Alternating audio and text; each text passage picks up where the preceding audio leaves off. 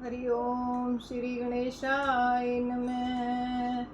बोल श्री कृष्ण भगवान की जय। बोल श्री सुखदेव जी भगवान की जय। ओम नमो भगवते वासुदेवाय। ओम नमो भगवते वासुदेवाय। ओम नमो भगवते वासुदेवाय। श्रीमद् भागवत महापुराण 8वां स्कंद, पहला और दूसरा अध्याय। मुनिवर श्री सुखदेव जी बोले, सुनहु भुवाल, करो सकल वर्णन अवै मनवंत्र को हाल। राजा परीक्षित बोले, हे गुरु, अब मैं आपसे अन्य अन्य पशुओं का वर्णन सुनना चाहता हूँ, कृपया आप मुझे सुनाइए। श्री सुखदेव जी बोले, हे राजन, भगवान विष्णु ने विश्व में ज्ञान के उपदेशों द्वारा सनातन धर्म की स्थापना करने के लिए एवं दुष्ट मनुष्यों के दलन करने के लिए समय समय पर अवतार धारण किया। उन्हीं भगवान ने पूर्व स्वयंभुव मनु की कन्या आकुति तथा देवहूति के गर्भ से कपिल देव तथा यज्ञ पुरुष नाम से अपना अवतार लेकर धर्म की संस्थापना की। यह कथा तो मैं तुम्हें पहले ही सुना चुका हूँ। स्वयंभुव मनु ने अपने चित्त में ज्ञान का उदय होते ही अपनी पत्नी शतरूपा को तथा राज्य मोह को एकाएक त्याग दिया और विरक्त होकर वन में श्री हरि भगवान की आराधना करने चल दिए। वे सुनंदा नदी के पवित्र किनारे पर एक पांव के अंगूठे पर खड़े होकर 100 वर्ष पर्यंत बड़ा कठिन तप करने लगे। वहां उन्होंने भगवान की स्तुतियां कर लेने के अनंतर मनुष्यों से कहा कि हे प्रजागणों, ईश्वर सर्वत्र ही व्यापक है, अतः किसी भी प्राणी की आत्मा नहीं दुखानी चाहिए। प्रायः धन वैभव सब तृण के सदृश समझ कर अपनी वस्तुओं पर ही मोह करना चाहिए। एक ईश्वर का भजन सर्वथा मंगलदायक एवं स्थायी होता है। अतः हे मनुष्यों, सांसारिक वस्तुओं पर मोह करना एक दिन तो अवश्य ही सुखप्रद होगा, कारण के सभी वस्तुएं नाशवान हैं। मनुष्य भगवान की दैवी माया में भूला हुआ मिथ्या जगत को सत्यवत ही मानता रहता है। यह उसकी बड़ी भारी भूल है। जिन भगवान का ना तो आदि है, न मध्य है और न अंत ही है, जिनका कोई अपना पराया नहीं, जिनका निर्गुण निराकार स्वरूप है, तो भी सर्वथा साकार रूप से वे धर्म की रक्षा करने के लिए अनेकानेक अवतार धारण करते रहते हैं। मैं उन्हीं परमात्मा का हृदय में ध्यान करता हूँ। सुखदेव जी बोले, हे राजन, एक समय स्वयंभुव मनु एक चित्त होकर वेद और उपनिषदों का पाठ कर रहे थे। उनको अकेला बड़बड़ाते हुए जानकर क्षुधा से पीड़ित राक्षस गण खाने को दौड़े। ऐसी परिस्थिति देखकर वहां यज्ञ पुरुष भगवान शीघ्र ही अपने याम नामक देवताओं के साथ उनकी रक्षा करने के लिए आए और उन्होंने उन आघाती राक्षसों को मार डाला। फिर यज्ञ पुरुष भगवान इंद्रराज बनकर स्वर्ग का राज्य करने लगे। दूसरे मनु महाराज स्वारोचिष हुए, जो अग्निपुत्र थे। उनके सुषेण, धूमान तथा रोविष्यमान इत्यादि नाम के पुत्र हुए। उस समय इंद्रोचन नाम से विख्यात हुआ और तुषित आदि प्रधान देवगण हुए। देवशिरा ऋषि की पत्नी से भगवान विदु प्रकट हुए। वे जन्म पर्यंत बाल ब्रह्मचारी रहे। उनके गुणों के कारण 88,000 ऋषि भी ब्रह्मचारी बने रहे। इसके पश्चात उत्तम नामक तीसरे मनु हुए। उनकी संतान पवन, संजय, यज्ञ, होतर इत्यादि नाम से हुई।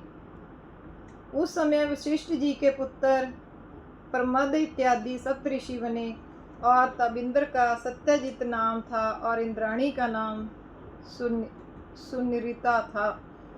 उनके गर्भ से सत्यसेन भगवान पैदा हुए। उस समय देवतागण सत्यव्रत नाम से विख्यात हुए थे।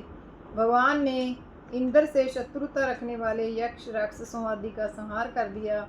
इनके पश्चात तामस नाम के चौथे मनु हुए। वे पहले मनु उत्तम के सहोदर भाई थे। उनके पुत्रों का नाम पृथु, ख्याति, नरकेतु आदि थे। वे संख्या में केवल 10 हुए। इस समय इंद्र का नाम त्रिशिक पड़ा और तब वैद्रित नाम के देवता कहे गए, जिन्होंने वेदों को नष्ट होने से बचाया। इस मनवंत्र में ज्योतिर्धाम आदि सप्त ऋषि थे। हरिमेधा ऋषि की हरिणी नाम की भार्या थी, उसके गर्भ से हरि भगवान प्रकट हुए। उसी जन्म में भगवान हरि ने भक्त गजेंद्र के प्राण बचाए। राजा परीक्षित पूछने लगे कि हे मुनिवर, हरि भगवान ने गजेंद्र को किस प्रकार बचाया और उस पर कौन सा संकट आ पड़ा था? कृपया आप इस कथा को मुझे बताइए।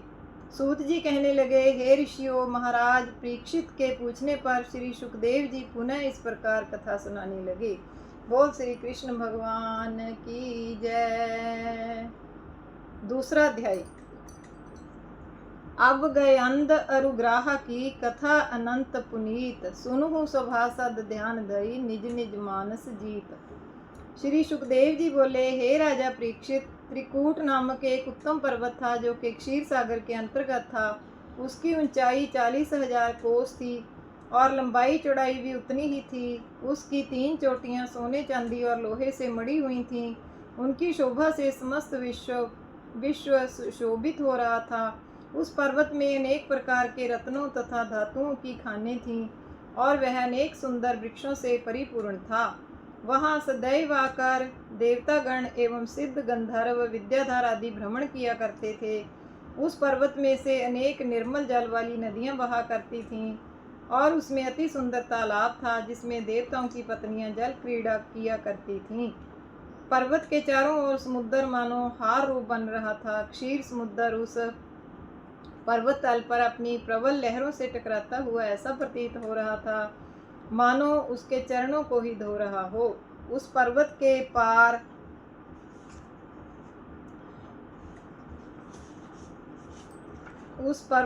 पार पर सिंह आदि हिंसक जीव घोर गर्जना किया करते थे। पर्वत की तलहटी पर आम्र आदि वृक्षों के समूह पवन के साथ साथ धीरे धीरे मानो नाच किया करते थे और जिनकी डालियों पर बैठे हुए पक्षीगण मधुर कलरव गान किया करते थे। वहाँ का शीतल मंद एवं सुगंधित वायु देवांगनाओं को पतिदेव का स्मरण दिला दिलाकर उनके शरीर को इतना ऐंठता मरोड़ता था कि जिससे वे मुख से आह शब्द निकाल कर सांस लिया करती थीं। उस पर्वतराज की तराई में उत्तर कोण पर जलाधिपति वरुण देव का एक परम सुंदर बगीचा था, जहाँ समस्त ऋतुओं में वृक्षों पर भांति भांति के फल फूल आदि पैदा हुआ करते थे। उस बगीचे में क्रीड़ा विहार करने का कौन का मन ना चाहेगा।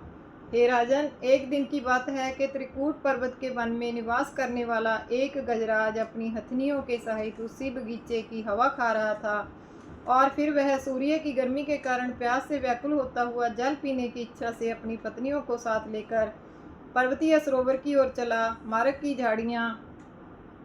की झाड़ियाँ और वनस्पतियाँ उनके द्वारा छिन्न भिन्न होती जा रही थीं। वह गजराज इधर उधर झूमता हुआ कुछ ही देर में निर्मल जल वाले सरोवर के सन्निकट पहुंच गया। हे राजन, वह गजराज प्यासा तो था ही, अतः शीघ्र ही उस सरोवर में घुस गया और अपनी इच्छानुसार उसके निर्मल जल को पीने लगा।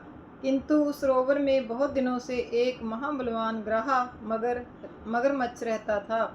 उसने जल में आए हुए गजराज को ज्यों ही देखा त्यों ही आकर उसका पांव पकड़ लिया और उसे अपनी ओर जल के अंदर खींचने लगा। उस समय गजराज ने उस ग्रह से छुटकारा पाने के लिए अनेकों प्रयत्न किए। उस सरोवर में उनकी बहुत दिनों तक खींचातानी होती रही। जब गजराज थक गया तब उसकी पत्नियां अपने पति को अपनी अपनी सूंडों द्वारा बाहर निकालने के लिए परम चेष्टा करने लगीं, किंतु वे भी हार गईं। तदनंतर असमर्थ हुई उसकी हथनियां बाहर खड़ी हुई रुदन करने लगीं। हे राजन, ग्रह और गजराज का युद्ध लगातार उस सरोवर में 1000 वर्ष तक होता रहा। अंत में वह गजराज अपनी हिम्मत हारकर श्री हरि भगवान की प्रार्थना करने लगा।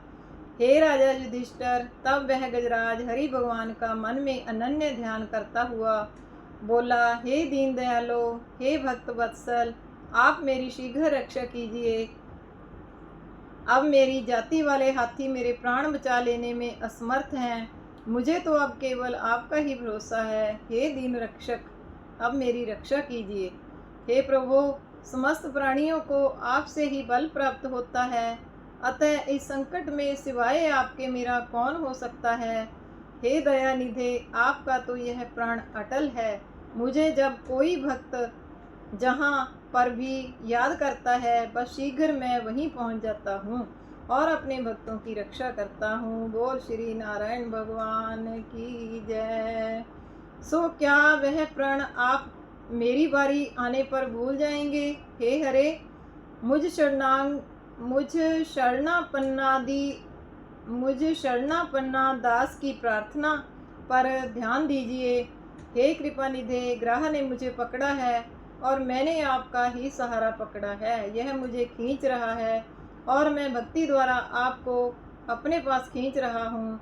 तो क्या अब यह ग्रह मुझे अपनी ओर खींच ही ले जाएगा और आप मेरी दीन विनय सुनकर ना पधारेंगे? ऐसा तो मुझे विश्वास नहीं होता। बोल श्री कृष्ण भगवान की जय। ओम नमो भगवते वासुदेवाय। ओम नमो भगवते वासुदेवाय। ओम नमो भगवते वासुदेवाय। श्री कृष्ण गोविंद हरे मुरारे, हे नाथ नारायण वासुदेव। श्री कृष्ण गोविंद हरे मुरारे, हे नाथ नारायण वासुदेव। श्री कृष्ण गोविंद हरे मुरारे, हे नाथ नारायण वासुदेव।